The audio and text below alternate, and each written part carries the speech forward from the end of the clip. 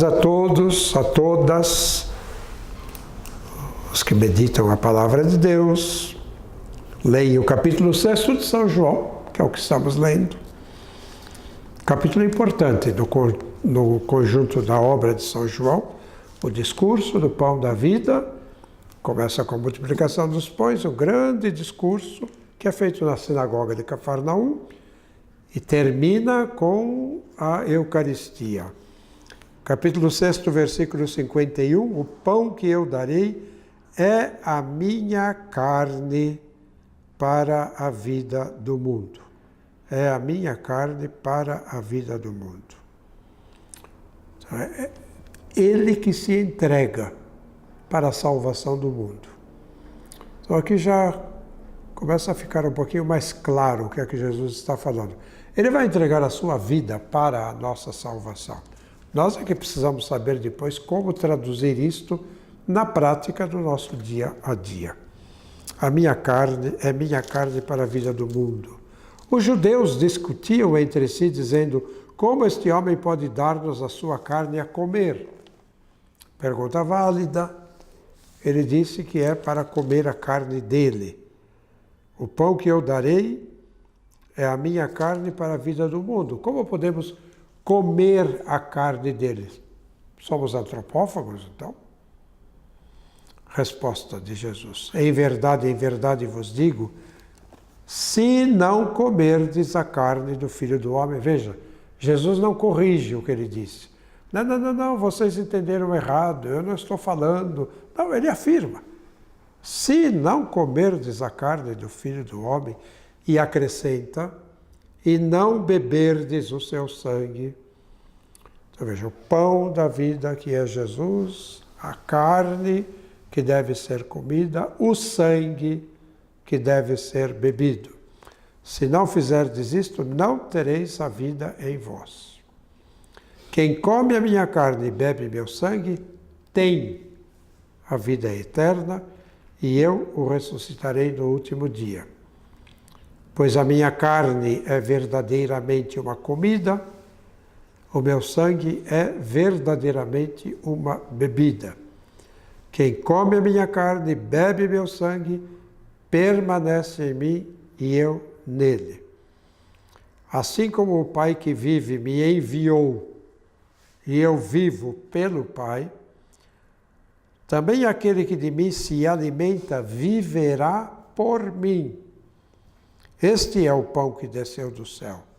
Ele não é como o que os pais comeram e pereceram. Quem come deste pão viverá eternamente.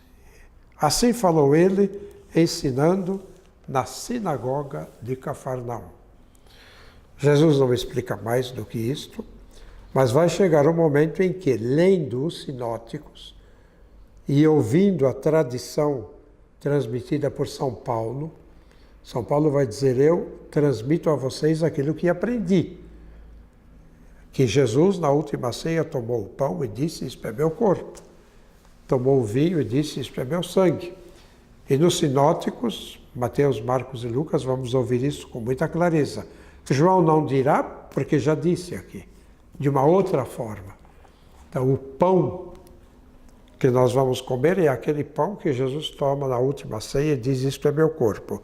Ou seja, como dizemos entre nós, Jesus encontrou aqui uma maneira, um jeito de permanecer entre nós.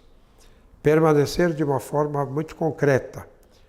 Então, ele permanece na figura daquele pão que estava na ceia judaica, daquele vinho que lá estava também, e dos quais nós nos alimentamos de uma forma simbólica, não é o alimento, o arroz e feijão que a gente come para ficar forte e trabalhar. É um alimento, sem dúvida, mas um alimento simbólico que dá a vida, não apenas a vida do corpo, mas a vida da alma, a vida da pessoa na sua totalidade. É o modo de entrar em contato com a pessoa de Jesus, a comunhão sagrada. E é essa comunhão que dá a vida. É o que nós chamamos de presença real do Senhor na Eucaristia, pão e vinho consagrados, uma realidade sacramental, não é física, é sacramental. Cristo não está fisicamente presente ali, está presente, a maneira que ele encontrou, e nós chamamos de presença sacramental, e entramos em contato com este pão e com este vinho, que já não são nem pão nem vinho, mas mantém a aparência, mantém as espécies do pão e do vinho. Entramos em contato com o próprio Senhor Jesus. E, evidentemente, não se trata apenas de um rito. Herodes queria ver Jesus, Zaqueu quis ver Jesus. O simples ver Jesus supõe passos a mais. Então, supõe uma integração nossa com a pessoa de Jesus. A Escritura Sagrada do Antigo Testamento, sobretudo, fala muitas vezes desta aproximação em profundidade com Deus Nosso Senhor, com o verbo colar. Então, aqui nós estamos colados com a pessoa de Jesus quando comemos e bebemos, comemos a sua carne e bebemos o seu sangue. Há uma unidade profunda de vida entre aquele que recebe o corpo e o sangue de Jesus e Jesus, que é recebido pela pessoa. Então, naquele momento se dá esta união em profundidade. Agora, tudo isso depois deve ser traduzido em atitudes concretas na nossa vida, o que depende também de uma série de circunstâncias, além da nossa própria boa vontade, né?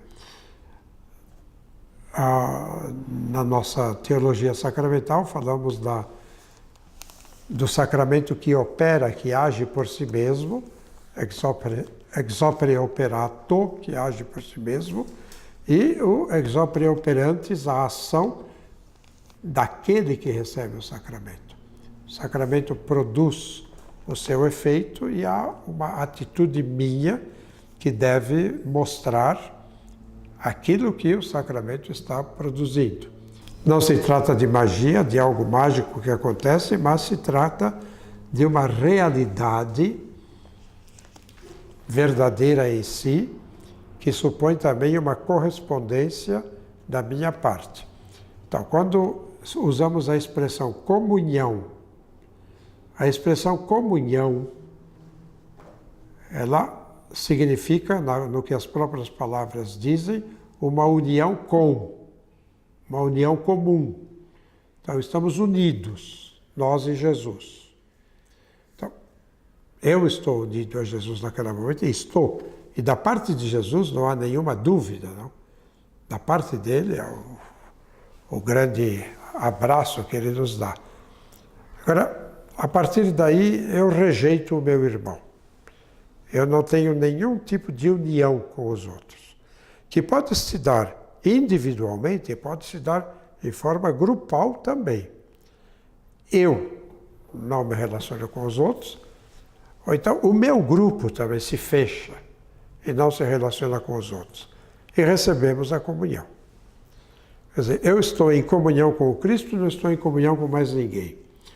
Quando São Paulo insiste em que antes de se aproximar da comunhão, é preciso examinar-se. Ele não está simplesmente dizendo para fazer um exame de consciência, a lista dos pecados, a confissão. Ele está falando da união que nós mantemos entre nós e com o Cristo, desta comunidade de vida que se faz com os outros, com o Cristo e com os outros. Quando nós rompemos esta união, nós não podemos nos aproximar da comunhão. O Concílio de Trento dizia que a Eucaristia perdoa todos os pecados, etiam crimina, até os crimes, a força da Eucaristia. Agora, se ela é feita para unir e a minha vida é demoníaca, porque o demônio é que desune, então eu barro a força, impeço a força desta Eucaristia de agir na minha existência. Então, Eu não deveria me aproximar dela se eu não sou alguém que congrega, alguém que procura manter a unidade de todos na pessoa de Cristo.